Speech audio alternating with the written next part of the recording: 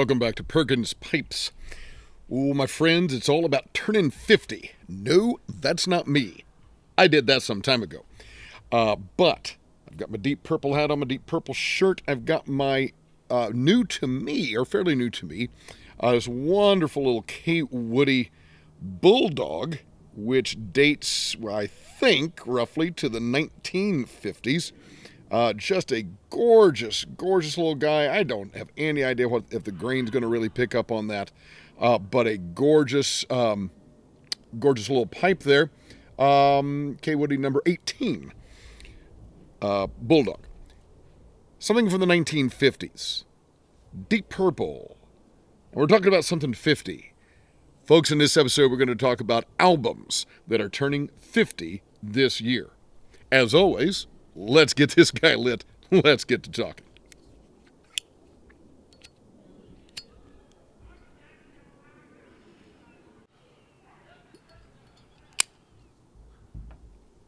Now, you may well hear the excited sounds of people playing basketball. And you can just see by this beautiful day, when I'm filming this, we're getting close to spring. It'll be spring when this comes out. But beautiful day. You can't expect people not to be out on a day like this. And indeed, the neighbor boys are out playing basketball as well they should be.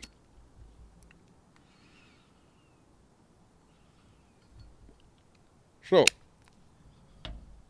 let me take it back to 1975.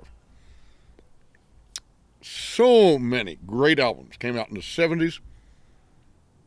1975 saw its share of amazing albums. Could possibly go through all of the ones that are turning 50 this year. So, I'm going to walk you through some of my favorites. In fact, I'm going to walk you through 1, 2, 3, 4, 5, 6. I'm going to walk you through 6. And I'm going to work my way up to my favorite. Starting off at number 6 here is Paul Simon's Still Crazy After All These Years. Now, I've guessed. On this one, I am looking at some track lists here on my computer so I can remember songs. This is the one that has Have a Good Time on it. Excellent tune. Still Crazy After All These Years. And the truly fun/funny 50 Ways to Leave Your Lover.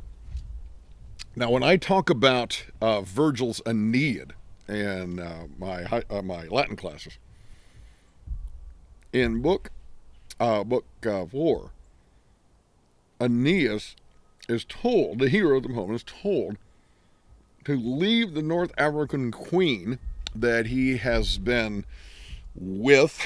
She sees it as marriage. He does not. The gods come down and tell the hero, hey, you got to pick up and leave. And so he does. And I always think of this song. This is the original Slip Out to Back Jack. Make a new plan, Stan. Don't need to be coy, Roy. Just get yourself free. Hop on the bus, Gus. You don't need to discuss much. Just drop off the key, Lee, and get yourself free. Man, if there's a lyric that sounds like the 70s, I suppose that is it. Well, I can't applaud the sentiment. It's a little bit tongue-in-cheek and is amusing. Of course, Paul Simon, great voice, great musician. 1975 also saw The Boss, Bruce Springsteen's Born to Run. You got Thunder Road. You got the incredible 10th Avenue Freeze Out. Love 10th Avenue Freeze Out. That was a big one for him in concert. You may remember that one. And, of course, Tramps Like Us, Baby, We Were Born to Run. That's the title track. Oh, man. We busted out of class. Had to get away from those schools. We learned more from a 3-minute record, baby, than we ever learned in school. What a great song. Great song. Love it. Love the boss's voice. Coming up on number Number 3, the album One of These Nights by the Eagles. Now, I gotta be honest, the Eagles' Greatest Hits is a fantastic album in my opinion. I love all the big hits, and on this, you've got the One of These Nights. You got the incredible Lion Eyes and Take It to the Limit. One more time. Loving all 3 of those. Now, you'll notice that I have given those a little bit short shrift. Like them, great. Those are ones that I would mention. There's a bunch more from the 70s that I do like, or from 75 in particular. But they only had one song on them in particular that really jumped out at me. So I went ahead and rounded out my list with those 3 that had at least a couple, maybe 3 songs on there that really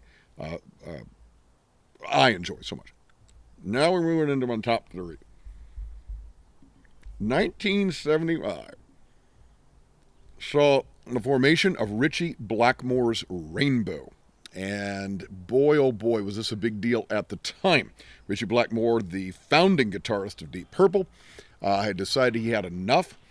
Didn't like the kind of funky direction that Deep Purple seemed to be going, especially with the addition of Glenn Hughes, the bass player. In fact, Blackmore only recorded 2 albums with Deep Purple. Once Glenn Hughes and David Coverdale joined.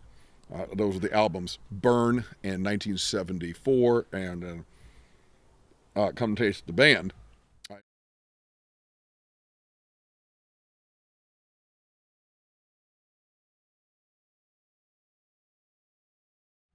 In 75. 75, he goes off and releases his own Ritchie Blackmore's Rainbow. Eventually, this just becomes known as Rainbow.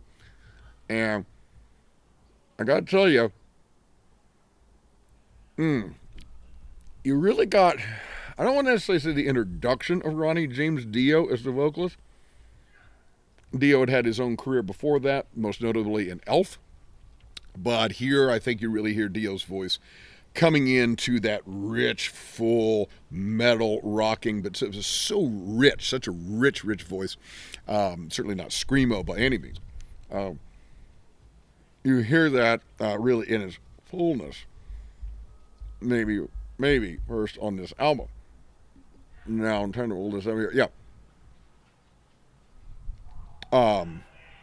Definitely like, boy, the boys are really playing out there now. I don't know if you could pick that up. If you don't like rock and roll, great rockin' tune. You have the epic opening track, Man on the Silver Mountain. I'm the man on the silver mountain. And to me, this and the follow-up album, Rainbow Rising, are the 2, to me, really great Rainbow albums. They definitely continued on and had lots of other stuff, even moving into the 80s.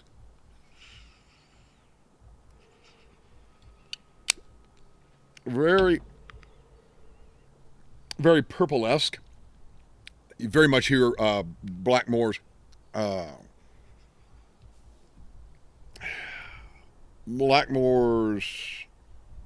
say in rock through Burn albums. His influence there, you hear that in this opening album by Ritchie Blackmore's Rainbow. Wonderful cover. Notice that this kind of castle looks, if you look carefully, is actually shaped like an electric guitar. And then, I gotta be honest, 16th century Greensleeves. What an excellent song. And I'm actually going to bring that up for myself here. Here we go. It's only been an hour since he locked her in the tower. The time has come. He must be undone by the morning. Many times before, the tyrants opened up the door. Then someone cries, till we close our eyes, not again. One of the things that Dio brought to Rainbow, and indeed to metal in that era, was this, and it's all kind of, I don't know if it's jokingly, maybe even disparagingly, referred to his Dungeons and Dragons kind of lyrics. So lots of kings and queens and wizards and, dragons and mystical and medieval and all that kind of stuff. So 16th century Greensleeves definitely is squarely in that vein. Very epic in lyric, very epic in tone. So wonderful, wonderful song there. If you know anything about classic rock, then you would be surprised if I didn't mention my number 2 album, Physical Graffiti by Led Zeppelin. Come on. You got Custard Pie. You got In the Light. You got Bron Rar. Trampled Underfoot. In My Time of Dying. Kashmir. I mean, this sucker is loaded. Loaded. Just loaded with classics, Zeppelin classics. I mean, you don't even know where to begin. And of course, this whole video's done on this album. A lot of people, I think even Zeppelin, consider it Zeppelin's best. It's the pinnacle of their career. I don't know that I do.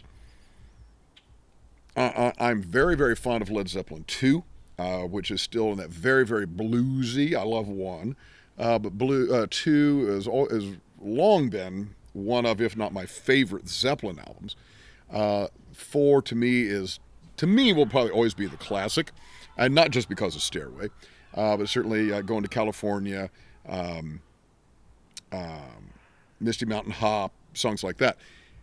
I love 3, and I love Houses of the Holy, so I really dig Zeppelin earlier. But Physical Graffiti, big double album. If you know it, you know it. If you don't, go check it out. The one I'm going to lift up is In My Time of Dying. Pretty standard blues lyric. In my time of dying, want nobody to moan. All I want for you to me is to give that bell a tone. Actually, you know what? I'm sorry. I'll take that back. That's a variant lyric by other blues artists have done. In my time of dying, I want nobody to moan. All I want for you to me is to take my body home. Well, well, well, so I can die easy. Well, well, well, so I can die easy. What I love about In My Time of Dying, the bluesiness of it, but the slide guitar. Oh, I want to tell you something. Jimmy Page's solo on Heartbreaker on Led Zeppelin 2 is burned in my brain. It's one of the quintessential moments of my musical life. And his slide guitar on In My Time of Dying is another one of those. When I think slide guitar, I think of that song. That wow, wow, wow, wow, wow, wow, wow, wow, wow, wow, wow, and then bottom coming in, boom, boom, boom. Oh my goodness, just big, full. I mean, come on. Let's be honest. You want to get out your platform shoes, your belt bottoms. If you're a gentleman, you want to get your collar opened over the collars on your jacket. Your gold chains out, baby. It's the 70s. So that's my number 2.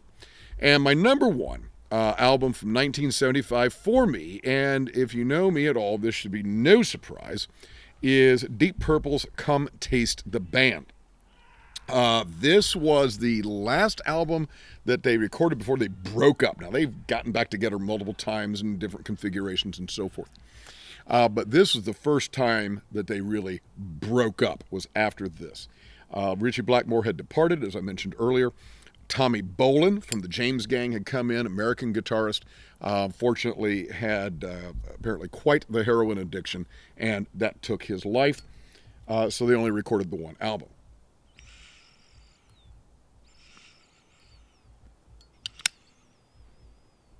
Now, if you don't know it, you owe it to yourself to listen to it. Coming Home, Lady Luck, Getting Tighter, Dealer, I Need Love, Drifter, Love Child, instrumental Ode to G, and You Keep on Moving.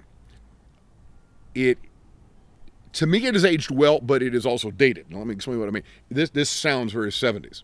Very, very 70s. But I thoroughly enjoy it still. I really love, in particular, Lady Luck. I love Love Child. Getting Tighter's really good one with Glenn Hughes on vocals. David Coverdale handles most of the vocals. Love the slow groove of the last song, You Keep On Moving. You ba-dum-bum. You keep on moving. Far away, far away. This has got that just nice. And then band comes in really strong on that one. But Coming Home is a great opener, great rocker to kick the album off. And I Need Love. I think Lady Luck, I Need Love, and Love Child are my three favorites. Little bit darker groove, not darker in terms of lyrics, but darker groove. I know John Lord, the keyboardist, organist for Deep Purple, didn't really like the album. In fact, he didn't even consider it a proper Deep Purple album.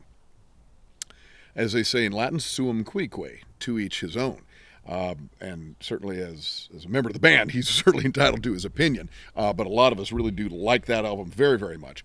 And I would highly, highly recommend it. Lots of questions for you, my friends. So,